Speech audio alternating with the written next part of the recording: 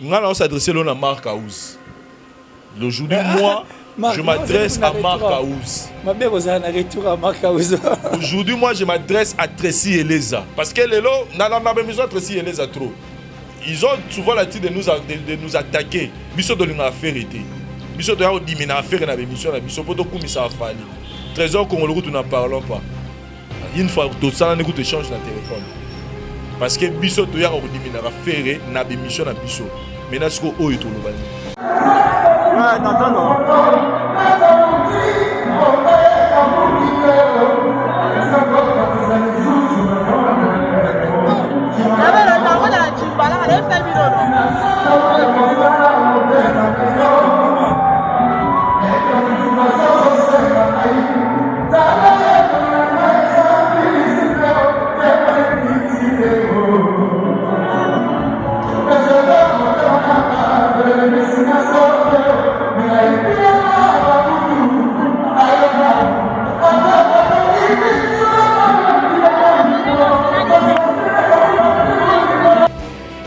Tant que vous prenez votre temps à faire des émissions sur internet, pourquoi au salaire de émission Marc Aouz, Tracy Eleza, Trésor Congolais pour s'attaquer à Fali. Ce que tu as image à Fali, au total concert à Fali.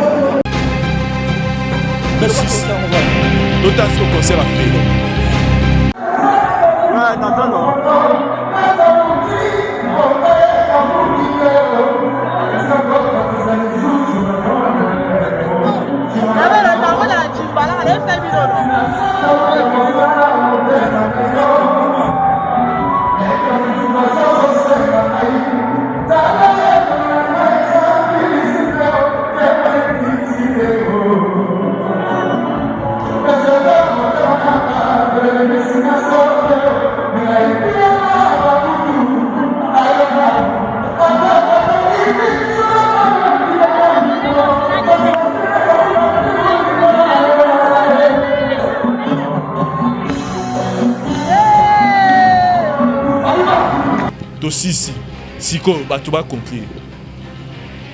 Ils ont apporté bino nini. C'est-à-dire à ce moment, Marc Aouz, Trésor Congolais, Tracy Eleza, na batu tout au barapemé na faire ba comprendre que musala la bango ezara o basala raté. Ya ko lekala émission internet que on finga la Fali. Musala la bango ezala raté, ya ko dimina la Fali, ya ko la Sénégal Fali azel loroté, tout ce qu'ils font là les campagnes là. C'est-à-dire que les ministères sont conscients que le travail à faire pour les carrières, pour la carrière, il y a des ministères à Bango, ils ont la télévision, parce que les résultats sont là. Dans ce cas, faire le même stratégie, on fait la Haïti, c'est le premier album. Ça dit que faire hôtel en faire dans ce cas, le même stratégie. Offert à cela album né à Liboso à Zongelango et à Luka Abakisa Lisusu. Et je parie que 2 ou 3 ans après soit Kena Salouana et au Sanzabatu. Moi je dirais à faire la courage parce que faire à subir campagne ni était mauvaise campagne ah il a bête concert bien parce que concert on a eu mais le Zara partir remise ba revoir les chouchous ba priorité et comme nécessité faire hasard il a tout ce qu'il faut et tous les matériels en lui pour à l'Obisamuki. C'est un bon danseur, d'abord c'est un bon chanteur. Quand je dis un bon chanteur. Oh benga lo ba ngwa bimisanga cher de poule nzoto. Ne ba benga yebena cher de poule ngwa bimisanga ngwa nzoto. Ayebi ko yemba. Ayebi ko bina. Aza Bogar et puis alatara bien que moi je peux soit tel mon pas là à lui. Très centré donc j'adore. Ça dit tous ces 4 éléments on a fait rigolo zana. Si quoi pour ma faire les arabes à comprendre que pour azana on a 4 naïe ils ont mené tellement que a okanga. Faire créer équipe moroboya. Il y a bateau bana CV pour nga proposition on peut ça faire rigolo à créer équipe moroboya. Il y a bateau batana batana bi bana ba CV c'est-à-dire à travers un musicien moroboya. Il y a mon nene batala pendant ba travailler na musicien on a dala ba réalisation musicien on a salaki. Bazana bango. Aluga bena bateau ezaki bana ba CV que azana expertise dans makamango. Que musicien o azana manager ya musicien manager o a manager kingani dala ba réalisation ni na sala pendant ka manager ya musicien on a. Et chargé à communication, il y a un bébé attaché de presse. Attaché de presse, il y a besoin de Facebook. Attaché de presse, attaché de presse. Attaché de presse, on va à travailler parce que faire un niveau de travail à bateau, tu vas faire un besoin de travail à bateau, tu vas tâtonner dans la boulot. Faire un besoin de bateau déjà a une expérience dans ma campagne. Vous comprenez? C'est-à-dire qu'à travers il y a un bon marketeur. Plutôt un bon manager, un bon moutoumou à communication. Vous comprenez? Créer une équipe, moi, ben pas nous peut-être dans la 4 ans à éviter. Créer une équipe, moi, Marc, voilà. On a mis ça bon, moi, il y a ouvert au monde. Et au ça la bien. Et au ça la bien, ce qu'on va dire, ma boré bima, ezala entouré na bateau. Et puis, batouana, aluga zana bateau, ba no bere président. Et président, yo pena mikolo te. Azala bateau, ba no bere na faire école, ba no bere tam sous Hervé. Oui, monsieur Hervé. C'est le nom, moi. Conscience. Il y a pas là. Oui, monsieur Hervé. Ba no bere na faire école là te. To ba no bere président. Oh, ba nos attentes soit monnaie. Attends, no lien li pour nous là. Akaou quitter. Ba to nos attentes monnaie. Ah bonjour, monsieur Ferrego là. On fait comment? Oh, azala bateau no ebisa faire monsieur Ferré. Tu te réveilles à 8h, à 12h on a rendez-vous à telle place. À 16h, tu vas prester quelque part. Ça dit, on a la bateau bongo. Lelo pour matin. Et c'est un limite, c'est un tressi et les athées. Vous comprenez? Et c'est un marque à usiter que un moutoumoro à la taille image à faire rigolo là. Aller dans la TV, aller faire passer là sur erreur mort et non le bao, marabebi marapama. Donc tout ça peut être diminué à midi. C'est ok, il y a ça moutama kamouana té. N'était pas tout le monde comme on l'a dit. Il y a ça moutama kamouana té. Faire à ça moutou fois matin. Alors pas matin. Ah bah non, autant l'entourage. Et pas le gabato, on a bien monsieur Hervé. Et nos prises. Abonnez-vous et n'hésitez pas non plus à liker la vidéo et d'activer la cloche de notification. Voilà, comme ça, c'est parti.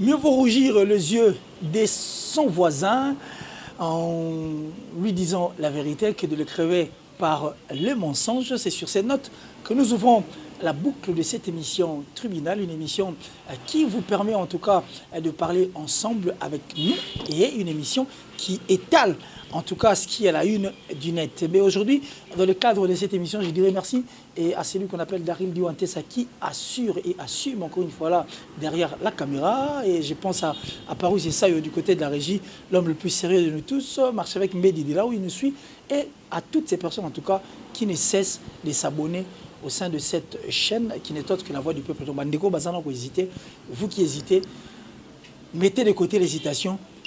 Abonnez-vous massivement en tout cas parce que Awande, tout sera mission à la télévision, c'est ici où on vous informe, on vous forme et on vous divertit. Alors aujourd'hui, dans le cadre de la tribunal Nabiso, je vais recevoir pour vous un invité permanent parce que lui, il est vraiment un permanent de cette émission et il fait partie des analystes. Et lui, c'est Vincent Chiluizi. Avec lui, Tourouzapana Yarosola sur ce qui s'est passé au Cameroun. Nous allons parler de ça. Et pour faire voir aussi à nos artistes musiciens qui vont suivre cette émission, Nabandeko Bazarana Simaya culture Nabiso Tolungarabing, c'est vrai que, et pas Nabiso dans la ville moitié du Congo, Biso Bas Pays, musique, et moi, place, moi, Mounene, Nessika culture. Alors, puisque nous sommes là derrière cette musique pour accompagner cela, voilà que nous aurons le temps de bien parler avec vous ici. Alors, je dirais d'abord bonjour et bienvenue à Vincent Chiluizi. Et le permanent en tout cas de cette émission. Bonjour, bonjour Killer et puis bonjour Naba abonné sur la voix du peuple et puis Yaba Mourinho sur l'émission Tribunal parce que le lors on doit se le dire que Tribunal bah Yaba Valère et Loro Sogi exact donc tant tout ça là on tête à moi une ou deux semaines on voit les gens nous écrire voilà pourquoi vous ça on donc pour dire que les émissions au va rapper par Nabango na to apporter la réflexion là-dessus. Voilà, c'était là à l'entrée des jeux Vincent Chiluizi, à Pessi sous moi et Bileng Nabramo au total. Mais je parie qu'à ces instants, quelques personnes qui suivent cette émission, bah, un peu triste, pas stressé, mais je veux que vous puissiez vous déstresser ensemble avec nous, en tout cas, à travers ces images, je dirais bien insolites. On suit et on se retrouve tout juste après pour la suite de cette émission. Suivez.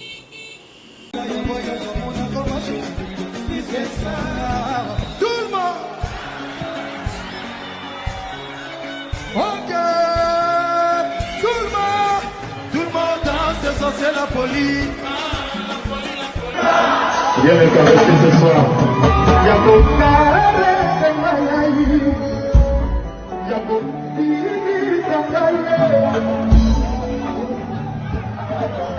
De retour sur ce plateau avec Vincent Chiluizi dans le cadre de l'émission de Toulbagui Tribunal.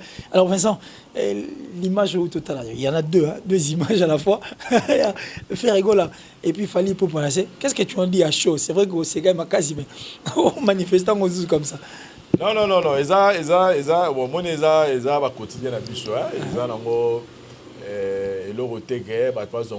d'abord, moi, je voudrais d'abord un message très important. L'Afrique est là. L'Afrique est ici sur étoile. Parce que mon étoile Bazaming était en Afrique et beaucoup DJ Arafat, si jeune qu'il était. En tout cas, nous avons jusque-là, nous avons imaginé que DJ Arafat. Donc, en tout cas, condoléances à nos sincères condoléances à toute la famille de DJ Arafat et à toute la communauté ivoirienne en ce moment. Nous sommes des cœurs. D'ailleurs, nous avons un très bon souvenir ivoirien parce que lors des obsèques de Papa Wemba, voilà, ils ont manifesté à combien ils sont vraiment compatissants qui n'a pas surtout surtout qu'il est Papa Wemba et quoi qu'il n'a Hambourg en Abango dans nos compétitions et puis vraiment nous sommes de cœur avec tous les Ivoiriens par rapport il y a disparition, il y a DJ Arafat sur ça, mais je pense qu'il va ministère à Bissopé. Attends moi, je pense qu'il fallait pour pas de très bonnes relations, il y a eu de très bonnes relations avec DJ Arafat. D'ailleurs c'est quelqu'un, c'est parmi les artistes au Baza, on a bâti ça bien. Et puis Fabrikas aussi, on a peu bâti ça bien et d'autres artistes peut-être redécouvrir en haut la Mikologoya. Mais mon souhait serait que ministère congolais assister à l'obsèque. Et pourquoi pas organiser aussi quelque chose pour nous rendre hommage pour Papa Wemba. Voilà. Alors je parie que le message est passé. Et mais dans la vidéo, la vidéo, oui. Non, vidéo, là, et c'est que ça va vous faire battre dans le commentaire. Bon, ils ont c'est tout, mais ils ont Bon, alors, sur ces bon, dans le cas de mais sur ces, tu conseillerais aussi à ce que un artiste musicien ou soit un artiste en général a pratiqué peu arts martiaux. C'est important. D'ailleurs, au moins, la star américain mingi à côté musique et à même côté cinéma. Au moins, on a gabarit déjà, déjà, nous devons 50 Cent déjà, John Aro mérité. Ah, donc c'est nous devons 50 Cent déjà, John Aro aux étés. Nous devons R. Kelly. Donc, John Aro aux étés tout à matana podium. Pour moi, il sort dans le coffee morara.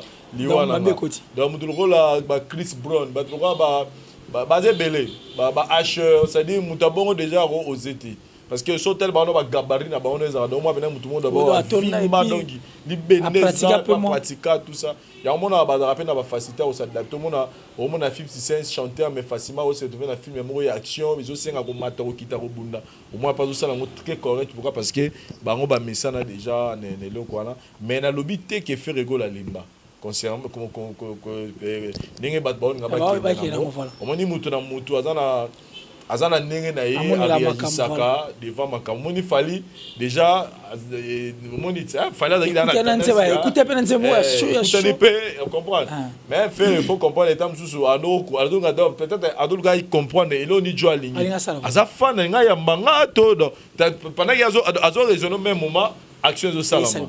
Il y a un moment qui est mission direct que non, moi je parie que ce va tout faire à expliquer dans le lobby, en tout cas dans le Ndima. Et puis c'était venu au mauvais moment, au moment où une campagne mauvaise au Cameroun concernant les artistes étrangers. Et étant donné que Ferrigo la paix, il venait de la République moitié du Congo, donc un étranger au Cameroun sur un podium, c'est tout à fait normal. C'est-à-dire, qui a pas un peu, peut-être que le mouvement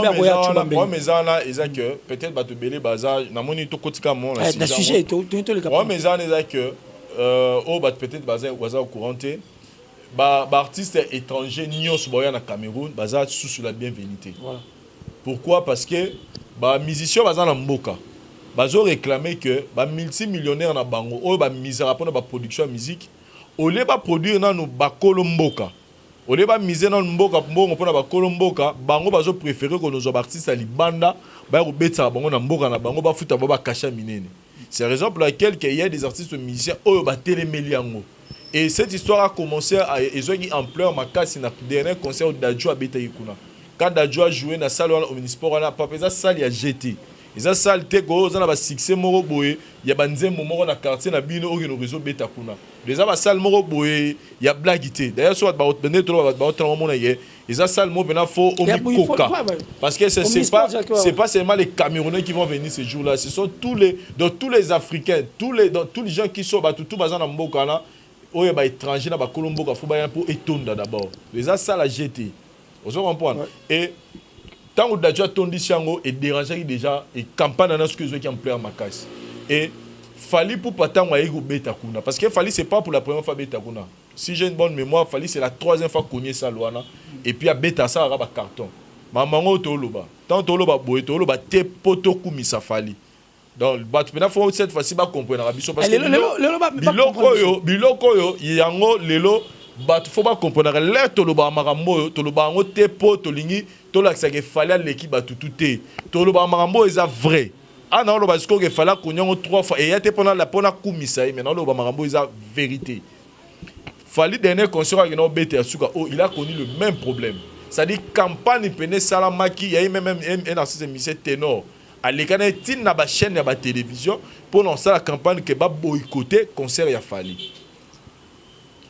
Et c'est qui à la fin le fait que Fali azana ba fanatique na mboka wana azana bateau pena donc baling do bango Fali. Moi j'ai eu la chance d'être au Cameroun na joie chance ya retourner na bateau le loto sur la maramuteko oh Fali oni te na lo ba marambo est vrai je m'attape na moto à comprendre en tout cas excusez nga maintenant lo marambo yango là ba yaka na ba commentaire na se ba zo finga biso ba zo tia ba misela ba erreur na ba blogo to tout monde na pona faire marambo yango faut lo ba marambo yo pour ba comprendre que ba zo tia ba misela biso ba erreur ne ba yo finga biso na ba commentaire ba misela so mama be pas ba faire que biso to kumisa ka Fali pour diminuer alors que marambo to lo ba ça important pour na faire et puis pour tous les artistes ya mboka na biso Fali, il a connu le même problème. Mais loco, et ça, il fallait a des joueurs bango c'est que fali azana bateau balingaka ye ndenge bateau balingaka faire na Congo baza parce qu'il y a des gens dans moko na biso Congo ato lobby mabe ya faire banda lelo team koloye soroya ye faire azara faire aza danger mbaka danger l'équipe bateau soroye mbasa mamba danger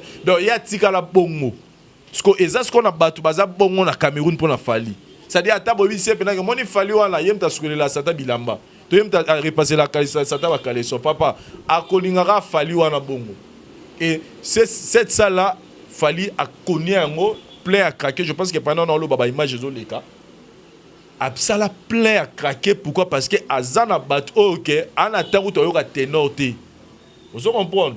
Et puis l'avantage avec Fali c'est que Fali il a su rajeunir son public avec l'album Tokos. Oui. Parce que les autres Tokos tant a vu qu'on rajeunir public na bani non na Kinshasa. Moi j'ai vu des bannes mikié on a bannes parce que leur place au manze ma Falité mais non razo man juste une danse. Nora nzembo yemba azo manzembo ya nzembo ya yemba ka pesa kanga ba posa o pesa ka na nzembo ba yemba na ba mannequin moi moko ba 12 ans boye ba plutôt ba 10 ans o yemba mannequin azo yemba ba phrase na ngol correct donc c'est à dire que et fait wana o e salami awa e salama libanda biso ko dona na kini moi français ezara moi milinga il faut dire merci parce que et le reçu kei pour ça la retour et ça difficile voilà mais déjà sur le resali retour et puis et le resali a propriété pour na biso coup de chapeau en tout cas l'artiste c'est une bonne chose c'est à dire que a rajeuni notre public naé y a ba no ba qui ba jeune wana ba 25 ans 28 29 ans 30 ans 27 ans 20 ans 18 ans na bato ba yana ba lipo ba linga ba liputa là ba o ba linga ba miole sege ba linga ba traveling love na ba o ba yo linga ba album ya mikolo on comprend c'est à dire que il a su préparer bato pour que a créer ba fan et loro siko même traitement au fallait jouer na mboka wana mais il est sorti plus que vainqueur il y a un même traitement au faire à jouer voilà. C'est-à-dire ba musicien wana ba si ba pesa modèle parce que je suis que tous à sincère na ndenge te ko ya diminuer ba musicien na lo makambo même ba ta faire so botalanga na lo bango te pona la kiseke na linga fali mingi na diminuer na faire te si y a des artistes musiciens o ba yebani na mboka wana mwam na lo ba tu ba fana na Cameroun ba bingana ke na mboka na beta beta masolo mboko na kenda il y a que des artistes dans mboka wana Kofi na Fali. Et puis Papa Wemba qui et puis Papa Wemba on parle des vivants. Ouais, Papa Wemba déjà il est world. Ouais. C'est moi j'ai dit Papa Wemba c'est les numéro 1 na bango tout. Voilà. Ça dit nanu mutazui Trump wana international te o pena que non ba musicien congolais mo international mais je parie qu'il fallait jouer dans Simana. Okay. Papa le même problème au ya c'est faire n'est pas connu dans ces pays. C'est-à-dire que ténor wana a une influence makasi kolega faire na mboka na bango. C'est-à-dire soka lobby faire bato ba lobo faire marketing te faire il a réussi na za na bandeko ba za na Cameroun to solo na bango. Faire il a réussi un bon publicité. C'est-à-dire so dobi na côté marketing des appelés non musicien mo yaki na mboka na biso a robeta. So za ka pour na côté marketing faire aller faire les cartons na salle wana.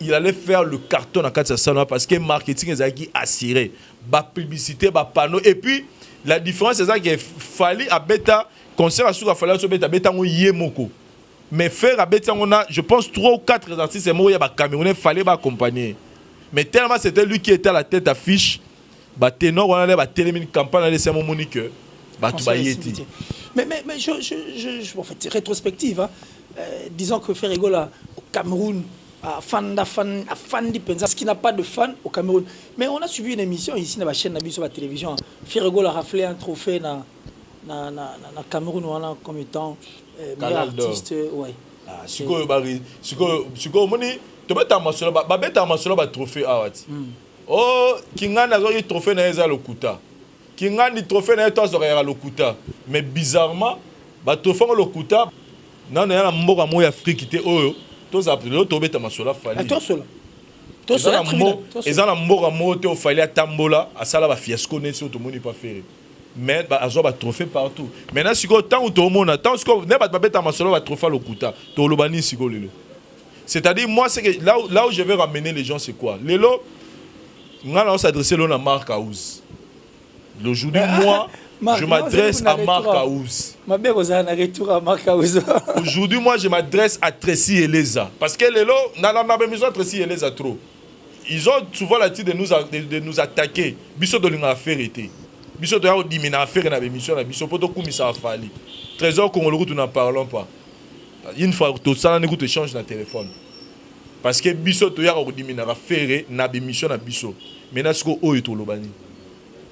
Tant vous prenez votre temps à faire des émissions sur internet, bana tongo tipo quoi, au salaire émission Makaouz, Tracy Eleza, Trésor Congolais pour s'attaquer à Fali. Ce que tu as image à Fali, au total concert à Fali. Mais le quoi total on va là. Total ce que concert à faire. To si si ko ba tu vas conclure. Ils ont apporté bino nini. C'est-à-dire à ce moment ba Makaouz, ba Trésor Congolais, ba Tracy Eleza, na ba tout o ba rappeler na faire ba comprendre que musala la bango ezara o ba sala raté. Ya ko le kana émission internet que au fin à Fali. Musala la bango ezala raté, ya ko dimina Fali, ya ko la senenge Fali azel loroté, nenge tout ce qu'ils font là les campagnes là, ba yebe loro moko. Que mutuana o ba kretiana na ba mboka na ba Cameroun na ba fan. Oyo ba ebike na minute na mutu na bango ba ebike Fali na faire ba rival. Vous comprenez? Ce que Fali na ba fan na ba Cameroun na nenga mona ba Kinshasa, nenga faire pas na mona Kinshasa ah. Vous comprenez? C'est-à-dire campagne nini bo sala ba mission internet. Ba ka tsaba ba na lingala, nzoka na lingala ba landa bango. Ba Camerounais ba yebi lingala. Si lingala est comment côté ba Camerounais ba yebi lingala. C'est-à-dire ba comprendre déjà que ba musicien faire quand il passe à niveau ba réseau internet ba lingala ba s'attaquer na Fali. Ce que fano ya Fali va na parler. Ari faire ayo beta. Ayebi na esprit que ba yo kana tena Fali. Ce que ténor aleki na ba réseau na ba réseau na ba télévision bi que to boycotter ba musicien to ba beta banda ça plaît. C'est clair. Oh, ceux qui langage est bien. Bah, il dit que ah, monsieur congolais il fallait pour pas, c'est un congolais. Oh, donc il soupe monsieur congolais il s'appelle qui fait rigoler. Ah, il m'a dit Tucheza. Ah, Tokena nous te découvrir. Bah, il y a une image. Bah, il y a pas, super, bah, il y a pas mon agara. À part Fali, performance ni chose dans le Congo comme musicien. Qu'est-ce qu'il sait faire peut-être? Bah, il va t'en. Bah, il va moi dans ces pays joue totalement la Franck Stemai tout ça na Franck Stemai to tout na bango ba mission ba otanga combo ils arrivent Fali na Kofi et l'artiste musicien moko batanga ba otanga comité ba otanga ba yema nzembo na ye et puis un musicien là il chante eh Yamado ba otanga Fabrica c'est babi un chanteur il a fait une chanson il ça fait aussi du succès aussi un moment eh Yamado vous comprenez ça dit musala ba musicien na biso exactement ça biso vous êtes ça dit ba mission la biso au ba kansa biso dans le milieu du village té or biso to ba tribunal si on a yambi au musicien je me comporte comme chroniqueur je vais te poser des questions mais na tribunal wana là ta sous casquette à mi journaliste té na ti casquette ya maintenant ça la analyse là ça on ba fait. Oui mais même en étant journaliste on peut aller être journaliste ne veut pas dire tout ça carré. Ça dit et là on va balobaro être au milieu du village. Les lots batournés dans le babamso aux audacité au crier au finganga mais les lots ezala batoyo bazo finga ba musicien ba nzoto na bango na ba famille na basi na bango mais les gens sont en train de leur applaudir voilà. Alors que biso en moto lo ba ya maramo faire ego la facha ayoka yango que en ce moment il faut d'abord avant d'abord une coquette ne sous na ba pays africain na faire d'abord doit se rassurer na notoriété na yazana na ba mboka wana est-ce que na bato na ba yebinga parce que faut ebelo romoko faire un temps à concert, tant à d'autres micro. Bah, Banzembo ya Kama Sutra. Banzembo il y a 10 ans passés. 10 ans passés parce que il faudra dire que 10 ans passés, fait rigole avec son style, son système et tout ce qu'il avait mis en place. Je crois que pendant PC moi place Morobo et puis c'était vraiment je parlons pas de cette concurrence mais parlons de faire rigoler en tant qu'artiste. La vérité. Album 3 chemins. Album ça s'interdit au centre Ipenake. Des artistes voilà. Vous comprenez quand on a Congoté même Libanda la preuve en est tout le monde qui va Camerounais alors que Kama 10 ans passés à peu près mais alors que Badov Chilamuna souka na chaîne so bimakala mingi té est-ce que bayemba kiango. Alors Vincent, si il faut rester là, il faut qu'on reste là parce que là on est en train de s'adresser à Ferregola vu que concert est Utobetama Isaiah Ferregola mais tu profiter de l'occasion parler aussi de tous les artistes qui restent. Quand Vincent Ouitouloba, nous sommes là derrière la culture. pour l'accompagner, c'est-à-dire culture en musique est une grande partie. Pour nous accompagner et nous sommes là pour accompagner ma œuvre bien. Pourquoi? Parce que la musique en réalité, la richesse, richesse du Congo, diamant. Mais tout à l'heure, Vincent le dit, ceux qui appellent Libanda, non, non, quand tu Libanda le dit que toqué RDC, Mboga diamant. Généralement, ils ont tué from in DRC, le pays de quand tu y a nani, quand tu y a un tel, batanga mingi comme artiste. Donc ça dit, baza vraiment la richesse. Moussalo basala c'est pour vendre l'image de notre pays à l'extérieur. Il y a un hobby sur la musique, qui t'a te bazalaka likolo pour être qui ça comme nabi sur la nenga malam. C'est pourquoi on a toujours été derrière ces artistes musiciens pour te payer sa coup de pouce. C'est raté. Tant que moi lismo ma pour moter ma mémoire. Oh non, nous on n'est pas là pour faire comme il y a Serge, mais nous sommes là pour dire des choses constructives et pour permettre aux artistes et musiciens à zonga pour que à Kenda Liboso.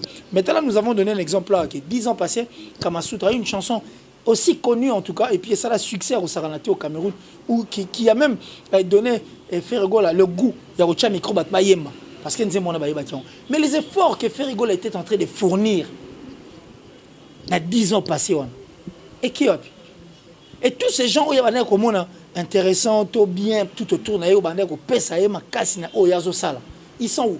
Nous disions que la musique, il faut totalement bout, il y a Zolo Nabi sauté, parce que le fait de regarder le bout de nos nez, c'est ce qui a fait qu'aujourd'hui, Dajou et les autres assujettir musique Nabiso, une musique de l'extérieur et assujettir Biso. Pourquoi? Parce que Biso tournait autant en perspective.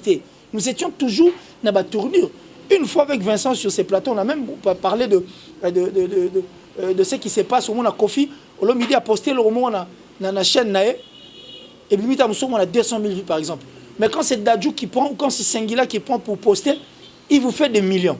Mais qu'est-ce qui fait que Bisso à 200 000, Kouné à 1 million? C'était des études. Oh, il fallait qu'il y ait un musicien, ça là. Mais quand nous disons que vous faites mal ou soit derrière un musicien, les autres disent que bon, ça la mais aujourd'hui maintenant, nous parlons de Ferregola en passé, chose qui est impossible et puis inconcevable. Parce que Ferregola a encore de quoi à donner dans cette musique. Et Ferregola a encore de quoi à donner dans la République du Congo parce qu'il faut vendre encore la musique. Il n'y a pas que Ferregola Mouébélé. Alors, Vincent, je pense que tant que tu es là, tu as dit un truc là qui était aussi capital. Totangi Batressi, Totangi Trésor, on a cité toutes ces personnes. Est-ce que Ferregola et les autres artistes, les orchestres, ils n'ont pas des yeux pour voir Bateau Bantoura, on a Marambo Baosala? Est-ce qu'ils ne comprennent pas que Nena Zagana Nena Komia et Zéro Kessan? Non, parce que le problème c'est que Bateau Bazar, mais on a des leader, on a des directeurs de marketing. Il y a un musicien qui il y a Mbora Nabicho. Et puis, sur l'hôtel émission, se souvenir que dans mon agaï, dans une RTNC, Caribou va être aussi là. Président, le directeur en marketing en chaîne. Et il y a orchestre. Président, il y a un car, Matina Jeep. Il est président, il y a un car, musique. Car président, il y a musique. Mais il y a un faute. Car il y a un toko. Mais de toute façon, il y a un mystique dans le monde. Donc pour dire quoi, ils sont devenus tellement des adorateurs, des leaders, d'Abakilt, à tel scène que même leader en lobby, net aux anobos. Vincent a trop danger. Le fait que nous avons distrait un peu. Au père de go, au distrait un parce qu'à un moment on a besoin de marche d'année, killer a bien un danger. Marche avec ami Migolo ngane numéro 1. Dari la lobby ndong ngane. Papa ta yo lobby.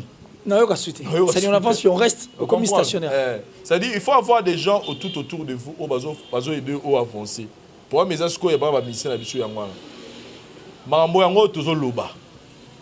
Ce qui le loba bisko to kota bina na nengesko ya mise en pratique. Yo na loba le loba marque house. Après avoir fait beaucoup des émissions sur internet. Résultat na yango. Yebsanga siko bemission nyonso marque house osalaka ya rofinga ya ropupola ya nini tout oya roboya wera roboya kofia roboya fali yebsanga siko et produit et apporter nini parce que le lot et pesi image nini eza Batressi et les tu viens dans une émission oyonora roboya ba disque d'or ba roboya musique a fali boy siko résultat lango nini. Et Trésor Congo, n'en parlons pas. Oh, yeah, donc, il ne peut pas faire des émissions. Il peut pas faire des émissions sans citer ces noms-là.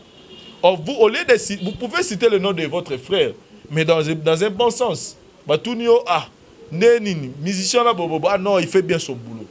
En tout cas, il fait la fierté de notre musique. N'engel l'idée là-bas, on fait rigoler là, bas, sur tout le monde Fali. Le plus récent, ils n'avaient pas mis en absence Lolo Milolo. Quand on a posé à faire rigoler les questions à Fali, il était sympa et très ouvert. Ça, fierté musique. Et puis ça n'a rien enlevé dans Ferregola. Il est toujours resté fait. Voilà, ça n'a rien changé. Discours on a fait, il fallait bango non sur bazalana. Moi ça a fait Ferregola la la télévision, il accepte le muninga, mais bino la boya, bo commissaire sogi nani, bo bengi sogi nani, bo diminuer sogi nani. Tout ça, moi, mon problème, c'est quoi? C'est-à-dire que le ministère a conscience que le travail à faire pour les carrières, pour la carrière, il y a des musiciens à Bango, Bango, et ils ont la télévision, parce que les résultats sont là. Pas plus longtemps, il y a une émission, il y a une déplique. Depuis que je me suis dit, moi, parenthèse, je me suis dit, je me trace. Mais, si on a dit déplique, il y a une mission,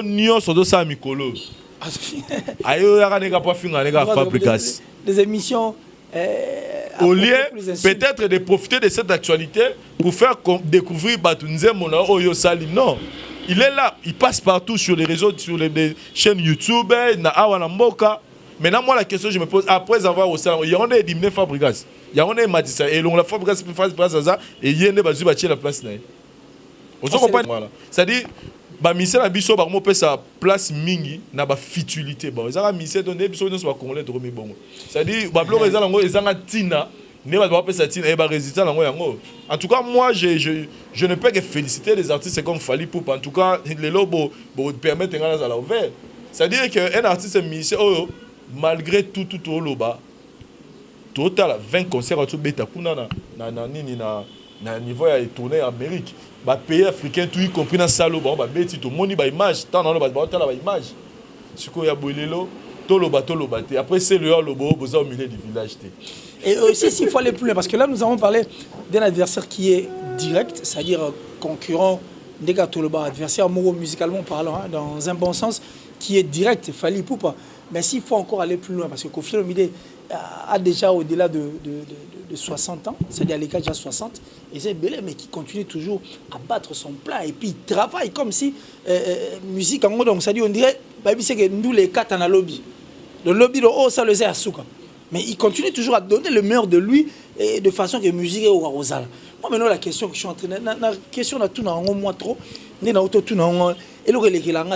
c'est qui m'éthique davantage. Et puis, il y a que Koffi Olomide qui est déjà au-delà de 60 ans, mais encore envie de donner.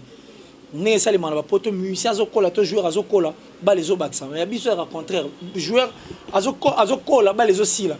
Donc au moins au bout de 20 ans même ballon que touchant au bout de 20 ans la même voix qui produisait oh bana ko pesa biso elengero banzembo on c'est la même voix qui n'arrive plus ya ko pesa biso. C'est le secret de Koffi Olomide, cela ne peut pas aussi descendre peut-être na artiste musicien nyoso baza otala biso siko Jovense. Ça c'est vrai. Le Cameroun, le Banana, on dans l'histoire, on a tout tourné une émission. On a Bangabi, Koffi Olomide, c'est comme si Azakanga, c'était Azakaka. Ça dit sur telle façon, l'artiste est en train de fonctionner.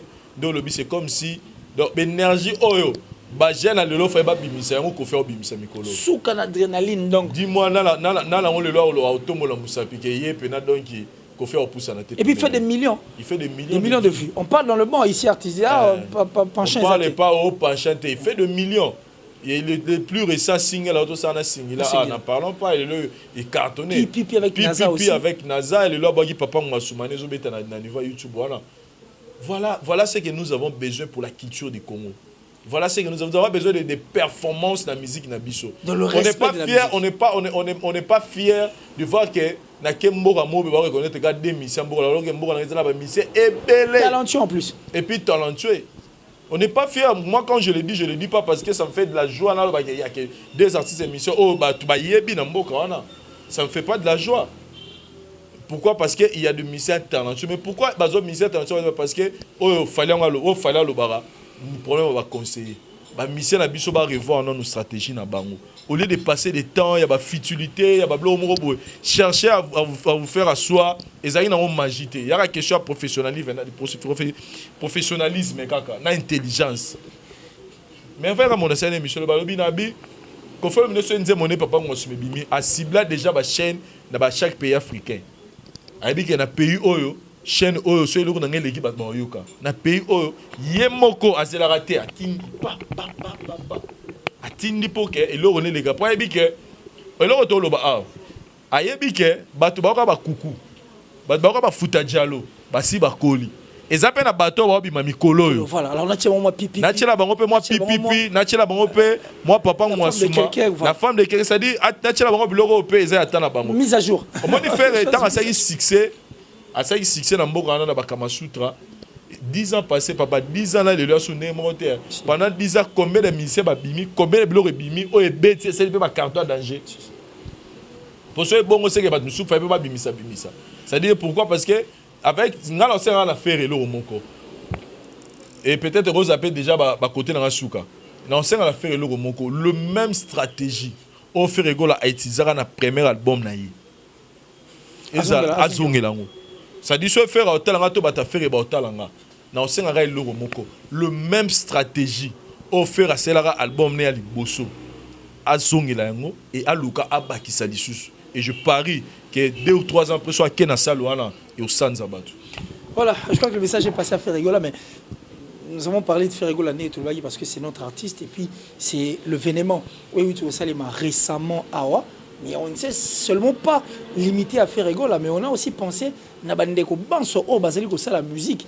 Bisous, on a la musique, né, qu'on fait le milieu là-bas, mais nous y allons à Nassima Libaya. C'est-à-dire ajuster un peu, aller à Gaga, Nassima, il y a des bisous, bateau, tu as la micro. Oh, toi, Nassima culture. En principe, il faut lier à peine Nassima culture. Quand on a la Nassima culture, c'est que Marambo est là et ça, les Marapo qui là. J'ai toujours dit que la musique, n'est Félix Vazé ou la musique, est maman, la maman.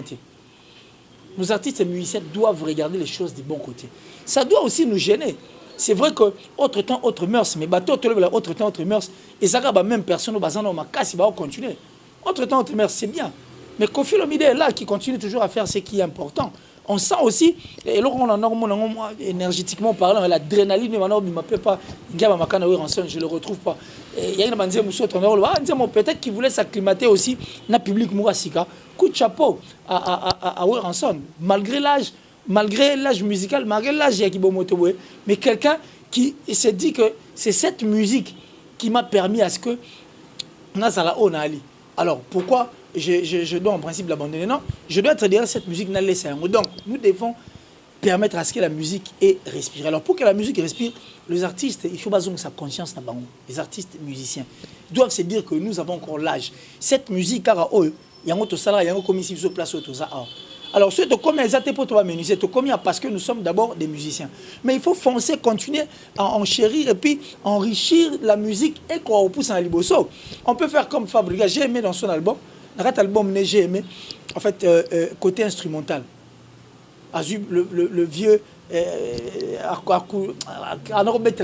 son nom m'échappe, Akoudou, il est parti chercher Michel Bass, Aloukipe, Moussika, Aloukim Betenge, Aloukim va voir, donc ça dit, il y a Sika, mais dans notre rumba qui est la rumba, la nôtre, c'est ça en fait, donner le goût et permettre à ce que la musique ait respiré pour épaisser sa bise encore une fois là, moi, Liboso. Alors, Vincent, on est arrivé à la fin de cette émission. Un dernier message, non seulement à faire rigoler, on est artiste et musicien. Et puis, premièrement, je dirais à faire rigoler, courage, parce que faire rigoler à subir campagne, ni t'étais mauvaise campagne, il y a un concert bien parce que. Mais le Zara partie remise, va revoir les chouchous. Ba combat ba purité et comme ba nécessité pour la bango, c'est-à-dire ba bloko yo est important pour la bango katana et ça va partir remise donc dans l'autre ba nécessité na ba priorité comme pena ba bloko est non important pour nos créer na bango et puis ba eza na ferré eza na bato baza tout tourner ba tira au limiter ferré parce que ngala lo bango toujours ferré aza musicien moko talentueux. Il a tout ce qu'il faut et tous les matériels en lui pour à l'Obissa Moukili. C'est un bon danseur et d'abord c'est un bon chanteur. Quand je dis un bon, et alors un bon chanteur. Chair de poule, oui. Oh, penga la loba, on a bimisanga chair de poule dans zoto. Ne ba benga yebena chair de poule, on a bimisanga on dans zoto. ayebi koyemba ayebi kobina aza bogar et puis alatara bien ok moi spécial tel mobile na nzela aluli très centré donc j'adore. ça dit tous ces 4 éléments on a fait rigolo à zanango siko pour ma faire ezara ke à comprendre que o azana on a 4 na ye eza munene tellement que a okangango Laisse que ça s'explose. vous comprenez o eza 4 ya faire rigolo il y a tellement munene que faire rigolo ba azokanga yango afongolango musique yana ora Congo te et musique eza te ka Kinshasa ezara te ok Paris te musique ya Afrique eza monde o peke lelo et le contrairement ne mutu na mo lobo ngana makamu na sala na vie déjà vous mobeta makamu so na vie de mobeta masolo makamu na sala donc dis-toi que tu es fini na vie mutu ba makamu na sala mutuki asimi nzete koko alembi avani ce qu'on a bana na ye ba koko na bani ce qu'on expliquer ba makamu ya sala pour être ya bana mais mutu na énergie na nzoto pour faire le il a 62 ans so 63 ans maintenant beta masolo makamu ya sala te mais moi la mission moi dans 40 ans beta da masolo makamu na sala. Donc pour dire que Ferrego la place à ça, il a encore beaucoup à donner. Et cette fois-ci, on a gagné Eric Ndala. Eric Ndala, on a gagné la chaîne moi Cameroun comme son manager, bon je sais pas. Et ceux qui ont travaillé Eric Ndala, na coquille jamais sous-estimé parce que na yebi ba performance na été, je n'ai jamais courtoyé na mon école la musique et na yebi que ce Ferrego la pas joué par rapport il y a pas on mais ceux qui ba coquille peut quoi améliorer sur Soudan faire créer équipe moroboya il y a bateau ba na CV pour nga proposition on peut ça faire rigolo a créer équipe moroboya il y a bateau ba dans la bateau ba na ba CV c'est-à-dire à travers un musicien moroboya il y a munene batala pendant ba travailler na musicien on a tala ba réalisation musicien on a salaki bazala bango aluga bena bateau ezake ba na ba CV ke azana expertise dans makambo que un musicien ou un manager ya musicien manager ou un manager qui gagne tala ba réalisation ni na sala pendant que manager un musicien là et chargé à communication na ba bien ba attaché de presse attaché de presse ya ba buzo ba na biso ba Facebook attaché de presse venez attaché de presse on va sala na à travailler na gingani parce que faire un niveau travailler na bato te ba na musala faire un besoin de travailler na bateau te ba tâtonner non na boulot oté faire un besoin bateau déjà a dans expérience na makambongo vous comprenez c'est à dire que à travers la kingana ya rasko nanga aujourd'hui un bon marketeur plutôt un bon manager un bon mutumo ya communication vous comprenez créer une équipe mo na ba nous peut-être ba na katinga na yebité créer une équipe mo marque wana on a mis album mo ya ouvert au monde et au sala bien ce qu'on va album abore bima ezala azala entouré na bato et puis bato wana aluga azala bato ba no benge président et président yo pena mikolo te azala bato ba no benge no faire rigolo ba no benge tamsu Hervé oui monsieur Hervé salut non moi azanga la conscience vous comprenez yé pena fa bato ba no benge là oui monsieur Hervé ba no benge no faire rigolo te to ba no benge président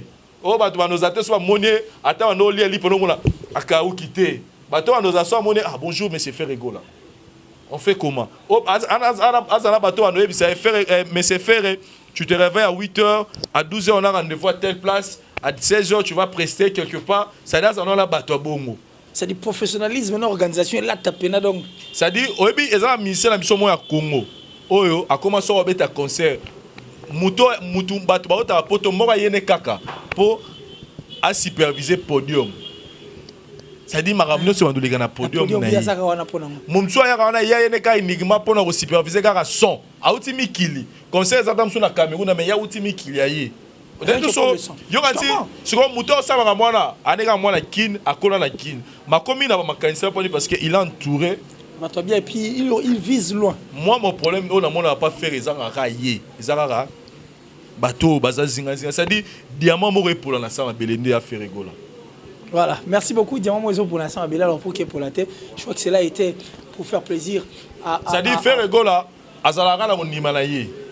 Mais à naturel, ça dit qu'on nima faire bon faire dans la tongo à boulage, c'est bon. Mais ce qu'on à ça qu'on nimana ce que nous en bateau va accompagner pour faire matérialiser. Moi, je le dis aujourd'hui moi, je fais partie d'un bateau balinga faire.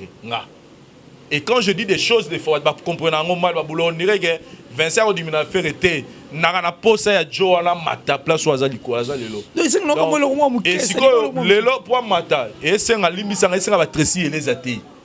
Vous comprenez? Et senga ba marque a usité que un mutu moko boy la ta image à faire rigola aller dans la TV aller faire passer la sur erreur mo reno lo ba makabebi marapa ma donc tout ça peut être diminué comme musicien. OK, il y a za muta makambo wana te. N'était pas tout comme on a lo. Il y a za muta makambo wana te. Faire à mutu fois mata. Alors pas mata. Ah bah non autant l'entourage et pas le gabato on bien monsieur Hervé et nos prises. Voilà. Je crois que le message est passé pour faire rigoler et un message non seulement pour faire pour tous les artistes et musiciens congolais, c'est-à-dire Bozana, Bozapinana, vous avez encore beaucoup à donner en cette république. Alors dédicace le Kayute. Eh bakayongo batututo linga bango mingi. Batututo linga bango mingi ba bonner tout batali émission en tout cas mbote na bino et je parie peut-être que muta ofinga na émission c'est repena avec les routes à mon donc avec la mona olekaye sur ayoka kolekaye miwe aloba amigo lekaye. Donc il faut vraiment avoir des vraiment à ma boka on peut nous qui va au finganga parce que ba résultat oyo biso et ça biso sonne parce que toi ba chroniqueur to tambola libanda on est fier quand on est dans un pays bazo identifier na comme un musicien moko voilà vous comprenez voilà. Et ça fierté à mboka et quand on voit que notre musicien a bimi Congo pas une quoi mimi drapeau à Congo pour ça fierté nango et a sibi campagne mo boye pourquoi parce que azanga ba fan et bateau bazana ye ole basa musala o esengela yipo asala karton ils sont là pour passer à l'internet pour on finir à fali alors que fali ngo ça mamuka o leka bango ça fait mal balamuka voilà balamuka en tout cas le les atena la kanda pour diminuer star na biso to linga mingi makasi na mboka. Vraiment, merci beaucoup Vincent Chulis, merci d'être venu, surtout la disponibilité na yo. Merci à Daryl Diwantes qui était derrière cette caméra parce qu'il a assuré comme il se doit. Merci à Parouze et ça l'homme le plus sérieux du côté de la réalisation. Ça dit bah image maramtu bomonyo donc merci à toi. Merci aussi à Glody Akina. Glody par la poste Libanga c'est aussi Glody Akina et puis à Boys. Voilà, donc merci à Boys et puis à maman Gédida, ma maman, ça dit celle qui m'a adopté en tout cas, donc merci beaucoup maman Gédida depuis l'Allemagne et puis merci à Bandegolanga Nyonso Baza Penzawana et je parie que dans 12 jours tous on a vu ce temps il y a le Tiozonga donc tout ira bien et merci à Hervé Lumas, à mon ami personnel depuis les États-Unis, à ma fille Beyoun également et puis tout Balingra Killer ici donc n'arrêtez pas en tout cas de vous abonner na site Nabiso La Voix du Peuple parce que Awande ska marambo Kimi les gars et puis Awande côté marambo yara pur hein yara pire mais pur ça dit blo topé sarabino ça vient vraiment du fin fond de nos cœurs et puis quand on les fait c'est parce que nous avions un souci biso pete muto ebisaki ba musicien va prononcer la musique mais si on prononce la musique biso to tigate to konye ko la biso to na musique na biso to la posa musique na biso et beta ekendara liboso donc on est là derrière cette culture ça fait mal de voir qu'aujourd'hui une grande nation comme la République démocratique du Congo, ils ont réduit du côté musical. Nous avons moins d'artistes. C'est inconcevable. Alors nous voulons vraiment que tous en net là il bosso, Sirabandombolo, Koyimbi, Kobanyo sentir. Nous avons plus de 10 orchestres. Ouais, Kendareya, Betare Simbara. Tout l'ignorant donc tous qui s'expriment là, bisotou autour d'une table pour que tout combat musique, musica, des côtés nos problèmes personnels. Alors on va se dire au revoir pour se retrouver très prochainement en tout cas, mais le tout dernier Congolais, il y a Souka on a aussi dans la République démocratique du Congo pour mon abolingo to rana pour n'amboko. Soko lingo bimano ka kobomano mindate parce que le Congo a vraiment besoin de vivre. Alors on se retrouve très prochainement. D'ici là, portez-vous bien. Bye.